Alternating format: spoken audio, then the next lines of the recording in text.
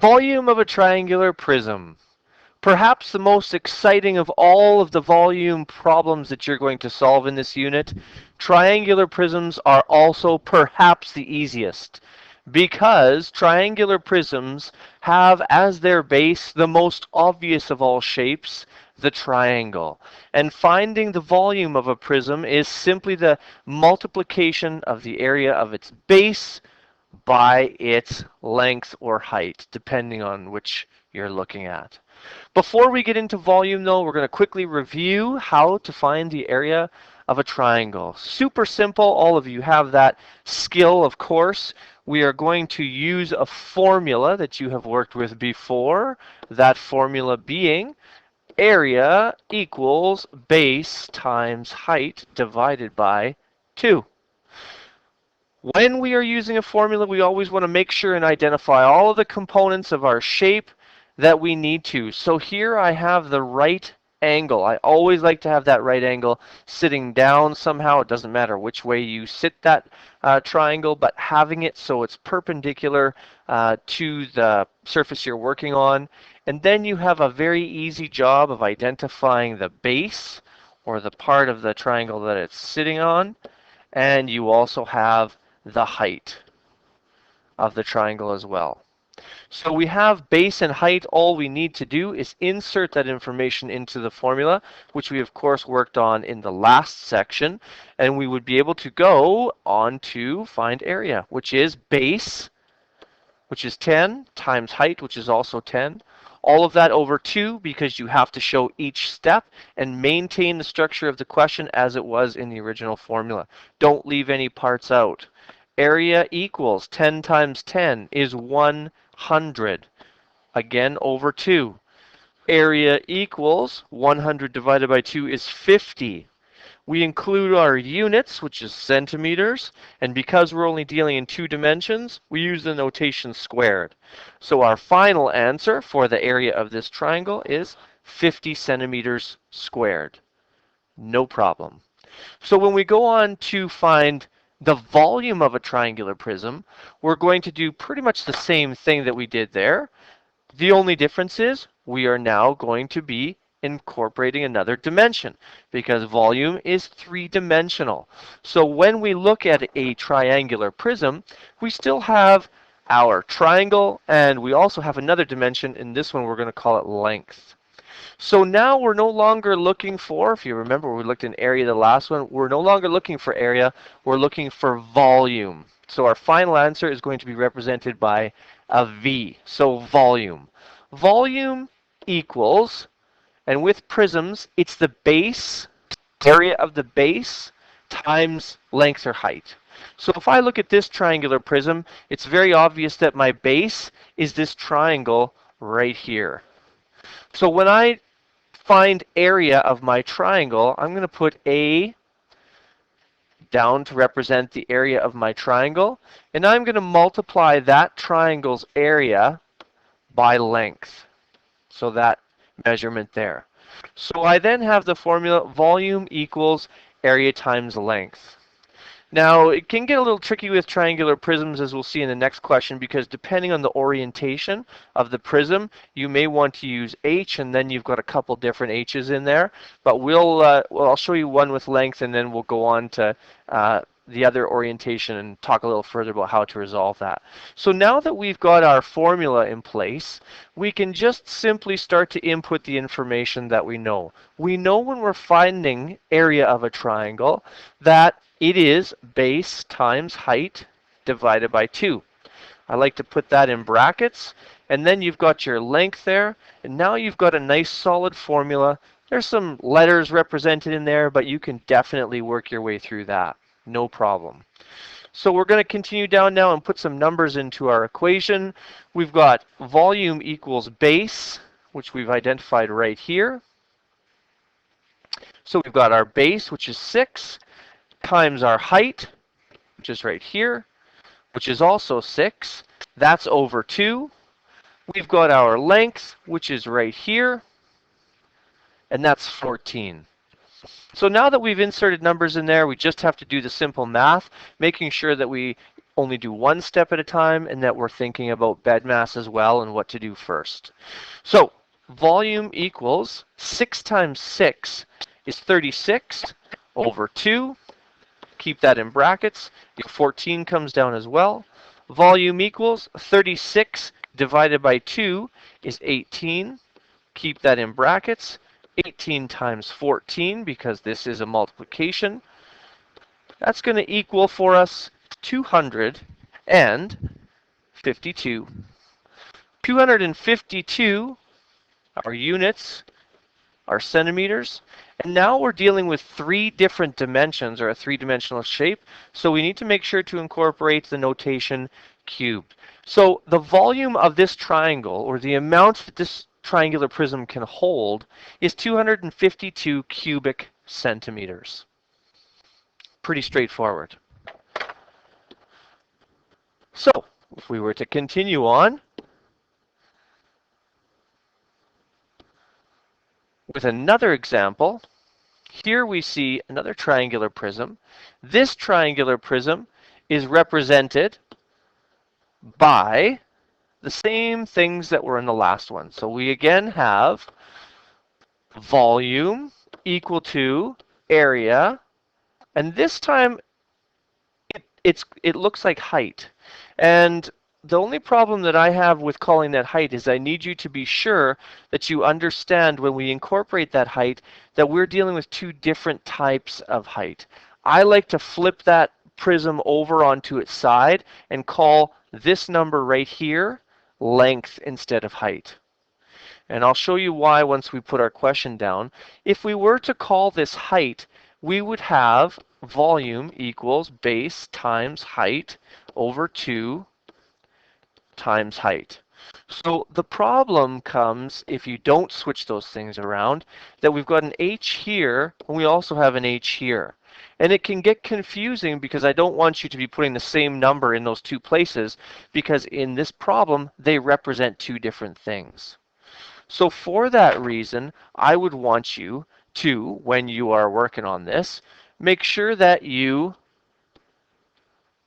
try to avoid that representation, and instead, when you're doing the problem, flip it over onto its side so that you have this triangle here sitting with its angle on the bottom, like I had mentioned in the previous one.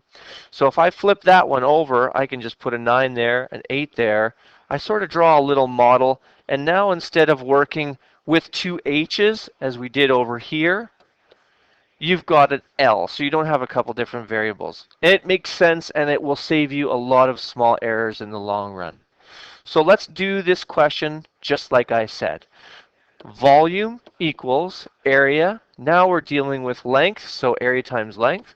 Volume equals bracket base times height divided by 2. And I wouldn't expect you to write this formula out twice each time, because you would know that, and we'll make sure and give you the formula anyway. So volume equals our base in this triangle here, we're calling 9. So 9 times our height right here, which is 8. So 9 times 8 divided by 2. Keep that in brackets. Our length is 18. Now we've got volume equals 9 times 8 is 72.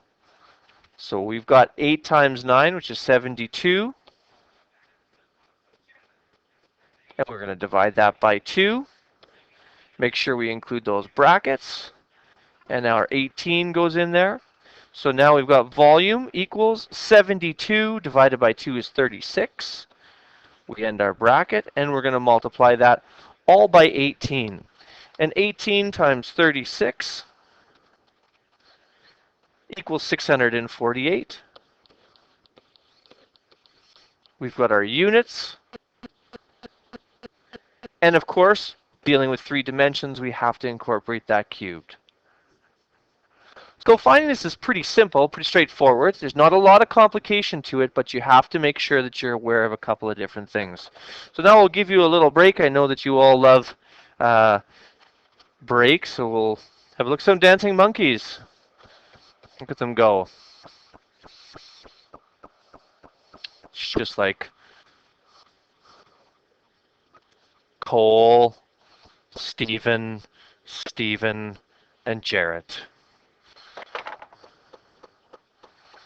Who doesn't love dancing monkeys? Wonderful.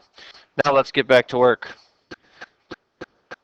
So we'll do a problem and incorporate the things that we have been talking about so far. If I look at this particular problem, I need to find out what is the volume. What is the volume of the attic in this particular problem? So the first thing that we have to remember when we're looking at this one is we have to identify, well, what is the attic? And of course the attic is the top part of a house. So our prism in this particular problem is going to be like this. That's our triangular prism right there. So if I were doing this problem, I would take that triangular prism and I would make sure that I have all of my measurements in place. I would identify my base and my height and my length. I would draw it out and then I would get going on it. So I'd like you to pause the video here and do this problem, and then when you come back, I'll do it as well, and you can check your answer against mine.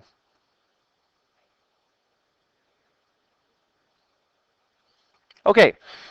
So you have solved for the volume of this attic. So again, we're going to use V equals. We've got our area of our triangle. We're going to times that by length. And in this one, it's nice because it's already set up that way.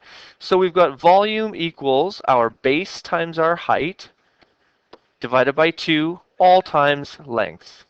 Volume is going to be equal to the base of our triangular prism, which is right here. I know it looks like the bottom of the house, but you got to remember that these walls match up with the base of our triangle. So the base is 8 times our height, which is right here, and that's 3. That's all divided by 2 in brackets, and our length right there. Our length is 10. So now we go on to do the math that BEDMAS would tell us to do. 8 times 3 is 24. 24 divided by 2 stays in brackets. Bring our 10 down, making sure that I show all the math in each step. Volume equals 24 divided by 2 is 12 times 10. The volume of this attic is 120 meters cubed. Easy. We'll do one more example, and then you can get started on the assignment. If you're ready to go with the assignment, of course, you can feel free to. You can revisit this video anytime. All right. So if I were to get something for Courtney that was very special, I might choose to get her a very nice piece of Stilton cheese that you see here. So if I were to get her a piece of Stilton cheese, I would put it in a box and make sure I give it to her the day that she's going to open it, because a piece of Stilton cheese under the tree would of course be magnificently foul by Christmas time. Thankfully I don't have the planning skills to get something before Christmas, so it would definitely be on Christmas Day. If I had this problem where I needed to find, say, the volume of a box needed to incorporate this piece of cheese, the person who creates this would, of course, have for you a dimension for the cheese itself. So if I look at this piece of cheese and I were to identify the dimensions as 6, 9, and 4, what would be the dimensions of a box needed to hold that piece of cheese? So I'll get you to pause the video and try this problem on your own. And when you're done, just start the video again and you can check your answer against mine. Okay, so we've got the right angle down here. So I've got my base, my height, and my length again. So this is nice as well because it doesn't have it sitting on its base, so I can use that L. So the volume of the box of cheese that I'm looking for, I'm assuming that this box will be right up against that piece of cheese. If I'm going to order that special, it would obviously be that way.